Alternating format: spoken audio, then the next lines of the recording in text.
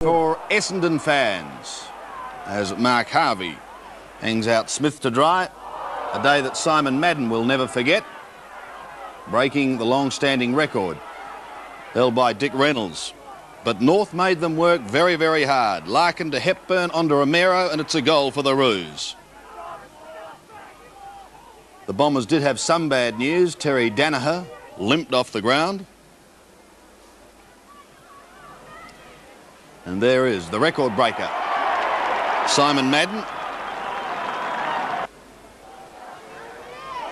More bad news for the Bombers in that Paul Salmon was also injured and also forced to leave the ground.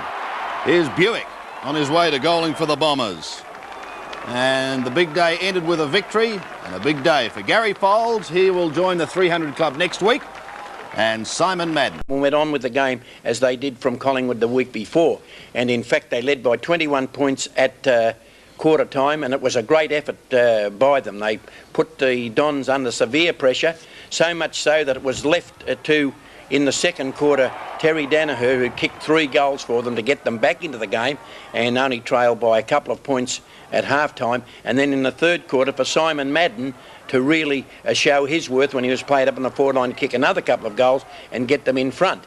But North were not to be denied at any part of the game. They fought very strongly, played quite well, and had they had just a couple of big fellas to offset the superiority of the Essendon big men, they certainly would have had a chance. There was Salmon playing it into Terry Danaher there, and Salmon has certainly improved, and the injury that what has happened to him in the last quarter could play a very big part. Here he is again, Salmon. You see, he had a great effect on the game yesterday. He was marking the ball well, kicking it well, and he went down in the last quarter, and I think it's a reasonably serious injury. Bob, only a couple of weeks ago you were very critical of my old mentor John Kennedy and his coaching abilities. That's right. He's obviously doing now his own thing. He's not listening to those ones at the back. Oh, can you change? Ooh, you've turned around. You said he didn't know anything about it. I said that he was listening to other people, that it wasn't like How do you John know Kennedy. that?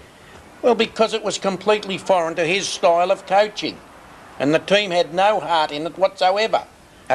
What against the Brisbane Bears? How do you think they played that night? But it's you saying it's because he listened to other people. I think that at one stage there was talk that he was going to retire, and the people who are the heir apparents behind may have made a few decisions. John Kennedy, in his right mind, would never put